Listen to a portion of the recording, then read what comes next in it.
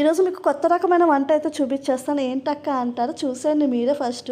Morning బీరకాయలు తీసుకురామని మా ఆయన చెప్తే హాఫ్ కేజీ బీరకాయలు తెచ్చారు. ఎందుకు ఇన్ని బీరకాయలు తెచ్చారని చెప్పేసి ఆనియన్ వేయకుండా బీరకాయ కర్రీ చేసేస్తాను, మామూలుగా ఫ్రై లాగా. ఇంకా అది ఎంత అయిందంటే కోడిగుడ్డు అంత కర్రీ అయింది. ఇంకెవరికి సరిపోదు కదా అని చెప్పేసి ఇంకా అది మా ఆయనకి పెట్టేసి నేనేం చేసుకోవాలని ఆలోచిస్తే ఆవకాయ గుర్తొచ్చింది అనమాట. ఇంకా ఆవకాయ ఫ్రైడ్ రైస్ అయితే చేస్తున్నాను. మళ్ళీ డౌట్ వచ్చింది, వీడియోలన్నీ చెక్ చేశాను, చాలామంది ట్రై చేశారు ఆవకాయ రైస్.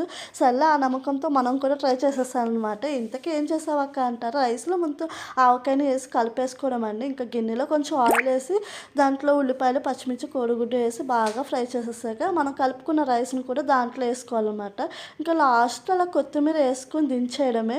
ఇంకా వేడివేడిగా తిన్నప్పుడే చాలా బాగుందండి, పర్వాలేదు, టేస్ట్ అయితే బాగుంది. మీరు కూడా ట్రై చేయొచ్చు. నేనైతే ఇదే ఫస్ట్ టైం ట్రై చేశాను. ఇంకా మా ఆయనకైతే పెట్టలేదు బాగోదేమో అని చెప్పి, కానీ తిన్నాక టేస్ట్ అయితే చాలా బాగుందన్నమాట. ఉంటా మరి, ఇదే ఈరోజు వీడియో. నచ్చితే లైక్ చేయండి. Bye bye.